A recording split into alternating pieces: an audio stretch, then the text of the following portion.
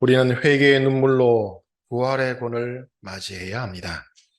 아담 해와가 가지고 있지 못한 눈물을 흘리고 벗어나야 됩니다. 서로가 반복 질시하며 내 죄의 동기는 너 때문이다. 나는 안 그랬을 텐데 너 때문에 이렇게 되었다. 라며 자기의 서러움을 제3자에게 전가시키려 들고 나는 긍정적이고 정상적이다. 라는 마음을 가져서는 안 됩니다. 나를 부정하고 환경을 긍정해야 됩니다. 내가 구원받기보다도 나라가 구원받기를 바라고 나라를 위해서 눈물 지어야 합니다. 또 가정이 구원받기를 바라고 가정을 위해 눈물 지을 수 있어야 합니다. 천성경 849쪽의 말씀입니다. 시고 여러분 안녕하십니까? 예, 반갑습니다. 오늘은 식구님들과 함께 회개하지 않는 신앙인이라는 말씀의 제목으로 함께 하고자 합니다. 오늘 훈독 말씀을 보게 되면 우리가 신앙인으로서 가져야 할 자세가 무엇인지 알 수 있습니다. 신앙인은 언제나 그 관점이 하나님이어야 하며 그리고 외부가 아니라 내부의 관점을 가지고 살아가는 모습이 되어야 한다는 것을 알게 됩니다. 그래서 어떠한 사건이 자신의 주변에서 발생하면 그 사건의 원인이나 과정을 통해서 자신의 신앙을 점검하고 스스로를 분별하는 그런 모습을 가지는 것이 신앙이다라고 하는 것을 말씀하고 계십니다. 그리고 이러한 하나님적이요 내적인 신앙의 자세를 가리켜서 오늘 말씀에 보게 되면 회개다라고 하는 그런 단어적인 내용으로 우리가 알 수 있습니다. 이런 의미에서 회개의 구체적인 의미는 자신을 되돌아보고 지금까지 자신이 긍정했던 것을 부정하며 오직 하나님의 것만을 긍정하는 것이 우리의 회개의 삶의 근본이지 않겠나 생각합니다. 그럼 우리가 신앙인이라고 한다면 신앙을 한다라고 하는 그 이름을 가지고 있다고 한다면 우리는 모든 면에서 생활적인 전체 과정에서 사탄이 만들어 놓은 세상의 그 모든 것은 하나님의 관점에서 부정해야 합니다. 사탄이 가지고 있는 모든 긍정적인 내용들을 우리가 부정할 수 있어야 합니다. 그리고 분별할 수 있어야 한다고 생각합니다. 나의 생활에 있어서도 나는 사탄이 만들어 놓은 세상의 것을 기준으로 생활을 하지 않는가 하는 것을 바라보면서 부정하는 그런 내용들이 먼저 있어야 될 것이고 오직 하나님의 것만이 긍정이 되어서 살아가고 있다라고 하는 것을 매일매일 그리고 매 순간 우리가 점검하면서 살아가는 그 생활의 내용을 우리는 회개하는 삶이라고 생각하게 됩니다. 그런 의미에서 우리가 지금까지 회개라고 하는 그런 단어를 조금 오해해서 들었던 내용이 있지 않나 생각합니다. 기존에 우리가 인식했던 그 회개라고 하는 이 의미를 어떤 뭐랄까요 반성한다라고 하는 의미로 받아들이고 생각했던 경우가 많이 있지 않았나 생각해 봅니다. 그래서 즉 내가 어떤 잘못을 저질렀으니까 뉘우친다고 하는 부분이 회개다라고 이렇게 생각해 왔었는데 오늘 말씀의 내용들을 보게 되면 회개한다는 내용이 무언가를 반성하고 뉘우치는 잘못된 내용들을 반성하고 뉘우치는 것이 아니라 분별하고 그리고 사탄의 내용들을 부정하며 내가 언제나 그런 생활을 하는 데 있어서 생활을 하는 데 있어서 사탄의 생활을 하고 있는지 안 하고 있는지를 분별하고 부정하는 그런 과정 전체를 회개의 내용이라고 말씀하고 계시고 신앙이라고 한다면 우리는 언제나 매 순간 회개하는 삶을 통해서 하나님께 더욱 가까이 다가가는 우리의 모습이 되어야 하겠다 생각합니다. 그러다 보니까 우리 처음 신앙을 하는 사람에 있어서는 그나마 내가 지금까지 살아왔던 생활적인 내용들이 하나님의 그 내용과 다르다 보니 내가 잘못 살았구나, 잘못했습니다. 이런 의미로서 회개하는 마음을 가질 수가 있는데, 자, 그런 내용들이 이제 반복되다 보니 이제 나는 이제 잘못하는 내용이 없는데요, 이렇게 생각하면서 회개라고 하는 단어에 대해서 이제는 거부감을 느끼는 그런 경우가 있는 것 같습니다. 그래서 왜 나보고 항상 회개하라 하는 거야? 나는 잘못한 게 없는데 나보고 왜 자꾸 뉘우치라고 하지? 하면서 그런 거부감적인 내용들이 들어가다 보니까 신앙인에 있어서 회개합시다 하는 그 부분에 있어서 거부감, 그리고 회개하지 않는 신앙인의 모습으로 우리가 되어지는 과정이 쉽게 되지 않나 생각합니다. 더군다나 신앙인이 신앙의 과정에서 나는 구원을 받았다 라고 하는 타이틀과, 그리고 선민이 되었다 라고 하는 타이틀을 신앙인이 가지게 되면 그 이후의 신앙에 있어서는 더 이상 회개와 거리가 먼 신앙의 모습이 될 가능성이 커지고, 더 나아가서는 선민이 되었다고 하는 그 사람들과 차별화하는 마음이 생기게 될 수가 있습니다. 그래서 나는 구원받았는데 당신은 구원을 받았습니까? 라고 하는 그런 물음을 던지기가 쉽고, 나는 선민으로 선택받은 사람인데 당신도 그렇습니까? 라고 하는 과정에서 오히려 신앙에 대한 내용이 그 사람을 우월감이 들게 하는 내용으로 바뀌기 쉽다라고 생각합니다. 그런 상황에서 그 신앙인들이 하는 모든 행위는 나는 오직 선한 것이며 선한 것만 하고 있다, 어떠한 상황에서도 옳다라고 하는 그런 명분이 그 사람에게 주어지는 것이라고 생각합니다. 나는 옳다, 너는 그르다. 그래서 그런 신앙인과 그렇지 못하는 신앙인들 사이에서 분쟁이 만약에 발생하게 되면 신앙을 하는 사람들이 그렇지 못한 사람들을 타자화하여서 악으로 치부하고, 모든 분쟁의 원인은 내가 아니라 너에게 있다, 너 때문에 이렇게 분쟁이 생겼다라고 하는 논리를 형성하게 되는 그런 우리의 신앙인의 모습이 나타나지 않았나 생각합니다. 오늘 훈독 말씀도 참 부모님께서 이렇게 우리의 마음 자세가 나 때문이 아니라 너 때문에 모든 것이 발생했다라고 하는 그런 내용들이 나타날 수 있기 때문에 그런 내용들을 경계하는 의미에서 오늘 이렇게 말씀을 주셨지 않나 생각합니다. 그리고 이러한 내가 문제가 아니라 너로 인해서 이러한 분쟁이 생길 수밖에 없었다라고 하는 것이 최근에 대표적으로 나타난 현상이 있습니다. 뭘까요? 이스라엘과 하마스 사이에 발생한 전쟁이죠. 벌써 사망자가 거의 10,000명에 가까이 다 가고 있다고 합니다. 정말 많은 사람들이 죽어나가고 있습니다.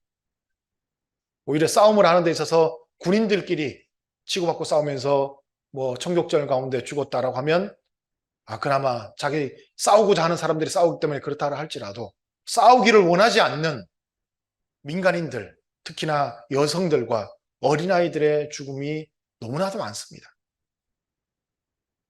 그 두 집단을 보게 되면 그 두 집단 모두 다 여러분들이 아시는 것처럼 신앙을 근본으로 하는 그 사람들이 모여있는 신앙인들이 싸우고 있습니다. 그 신앙인들이 자신이 믿는 신앙의 가르침으로 자신을 되돌아보고 매 순간마다 회개하는 삶을 살았다고 한다면 오늘과 같은 이 비참한 불상사가 일어났겠습니까?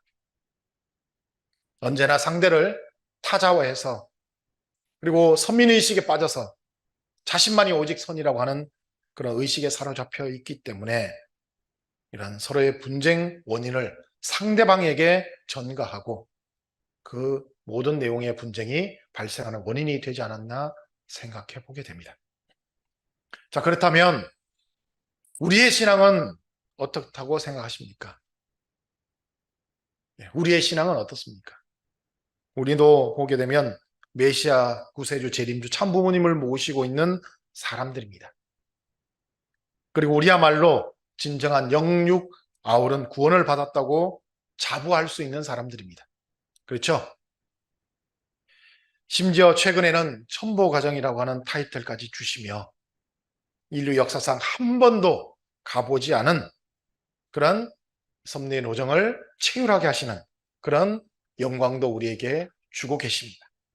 그러다 보니 우리의 신앙에서는 외부의 핍박이 아무리 강하고 모질게 다가와도 그 모든 것을 이길 수 있는 이런 은혜와 축복의 내용이 있다 보니까 그런 모든 것들을 우리가 다 이겨내고 나갈 수 있는 힘이 된다고 생각합니다. 그러나 형식적으로는 하늘이 주시는 그 모든, 아니 오히려 하늘이 주실 수 있는 모든 그 축복의 내용들은 다 받았다고 하는 단계까지 나아갔지만 현실적으로는 아직도 우리가 살아가야 할 그런 내용들이 아직 사탄의 환경권에 놓여 있다 하는 것을 알게 되고, 그 사탄의 환경권을 우리가 어떻게 극복할까 하는 부분을 생각하게 된다면 우리의 그러한 우리에게 받은 선민적인 내용들, 축복의 내용들이라고 하는 그런 내용들은 좀 더 다른 부분으로 생각해 볼 필요가 있다고 생각합니다. 사탄의 환경권에서 사탄을 이겨내기 위해서는 우리가 구원의 특권을 내세우기보다는 구원을 받았다고 하는, 먼저 구원받은 자로서의 어떤 뭐랄까요, 책임을 먼저 생각하는 우리의 모습이 되어야만 한다고 생각하고요. 더 나아가서 우리가 사탄 앞에서도 모범이 될 수 있는 모습을 보여야만이 그런 사탄의 환경권을 하나님의 환경권으로 바꿔갈 수 있는 우리의 모습이 되지 않을까 생각합니다. 그러기 위해서 우리에게 필요한 것이 무엇일까? 사탄 앞에 모범이 될 수 있고 사탄의 앞에 우리가 책임질 수 있는 그런 우리의 모습으로 나아가기 위해서는 어떻게 해야 될까? 앞에 말씀드린 것처럼 매 순간 우리가 회개하는 삶의 그런 실천이 우리에게 필요하지 않나 생각해 봅니다. 즉 지금 나의 행동이나 생활이 정말 사탄을 분별하는 생활의 내용이 매 순간 이루어지고 있는가? 사탄적 요소를 부정하는 생활이 매 순간 이루어지고 있는가? 단 한순간이라도 사탄이 참수할 수 있는 조건이 나에게 있는가 없는가 하는 것을 점검하고 언제나 면밀하게 그러한 내용들을 살필 수 있는 생활이 되어야만이 우리 스스로도 세상 앞에 뭔가 분쟁이 생겼을 때 그 내용들을 우리의 특권적 의식을 가지고 세상 앞에 전가하지 않고 우리 스스로 우리를 되돌아보면서 그것을 하나님 것으로 다시 한번 성화시켜 나갈 수 있는 우리의 모습이 되지 않겠나 생각합니다. 우리의 생활이, 신앙의 생활이 그렇게 될 수 있다고 한다면 지금 우리가 처해 있는 어려운 상황도 그 모든 문제를 외부에서 찾을 것이 아니라 내부적으로 회개하면서 우리가 사탄에게 참소당할 내용이 무엇이었던가 하는 것을 찾아서 그런 내용들을 제거하고 분별하는 과정에서 우리의 그런 더 높은 단계로 이 문제를 해결해 나갈 수 있지 않나 생각합니다. 교회가 여러 가지로 많이 어려움에 당해 있습니다. 잘 알고 계실 것입니다. 지금도 우리가 정성을 들이고 하는 과정에서 제가 보기에 참 안타까운 내용이 뭐냐 하면 우리가 가지고 있는 어려운 그 상황의 내용들을 왜 너희들이 우리를 핍박하느냐 하는 부분으로만 우리가 생각하지 않나 여겨집니다. 왜 그러냐? 나는 긍정이고 나는 선택받은 사람이고 나는 하늘로부터 구원받은 사람들인데 그 우리 구원받은 우리들이 행하는 모든 내용들은 옳은 것인데 너희들이 우리를 핍박하는 것은 너희들이 다 나쁜 것이고 너희들이 악이다 라고 하는 생각에서 출발할 수 있기 때문입니다. 근데 그런 우리의 모습이 사실일 수도 있어요. 하지만 우리가 가져야 할 이 시대의 마음 자세는 단 하나의 좁쌀만한 내용이라도 사탄 앞에 참소당할 내용이 내가 없었는가? 우리 이 전체 교회 조직 자체가 사탄에게 참소당할 내용을 가지고 살다 보니 우리가 받는 내용이 있지 않았는가 점검해야만이 그런 내용들을 분별해서 더 높은 단계로 우리가 나갈 수 있다고 생각합니다. 지금 우리가 가져야 할 마음의 자세가 그런 것이 아닌가 생각합니다. 그렇지 않고 저 악한 세력들을 제거해 주십시오. 저들이 우리를 핍박하고 있는 내용들을 하나님, 우리는 잘못한 게 없는데 왜 우리가 핍박받아야 되겠습니까? 이러한 내용으로 우리가 나가서는 안 되겠다고 생각합니다. 식구 여러분, 오늘 식구님들과 우리 신앙에서 회개가 사라지고 있지 않는지 점검하는 그런 시간을 가지고 있습니다. 지금 우리 교회가 외부의 어려움을 당하면서 새로운 또 도약을 하려고 여러 가지 복합적인 내용을 가지고 교회가 움직여 나가고 있다는 것을 알고 계실 겁니다. 이런 과정에서 제일 먼저 우리가 해야 할 내용은 앞에 말씀드린 것처럼 외부적인 그런 어려움과 핍박에 대한 내용에 있어서 우리가 하늘 앞에 부족한 부분이 무엇일까? 우리가 사탄 앞에 참소당하는 내용이 무엇일까 하는 그 부분을 먼저 점검하고 회개할 수 있는 그런 시간이 먼저 돼야 하겠다고 생각합니다. 우리에게 어려움이 닥쳤을 때 그 원인을 외부에서 찾을 것이 아니라 내부에서 찾고 회개하고 그런 우리의 생활의 내용들이 이제부터라도 매일매일 점검하고 살아갈 수 있는 그런 내용이 될 수 있다고 한다면 그런 외부의 모든 어려움도 다 극복할 수 있는 모습이 되지 않을까 생각합니다. 오늘 이 시간 다시 한번 분별과 그리고 자기 부정을 통해서 하나님을 온전히 모실 수 있는 회개의 참된 의미를 찾아가는 그러한 우리의 신앙의 내용이 되어주시면 좋겠습니다.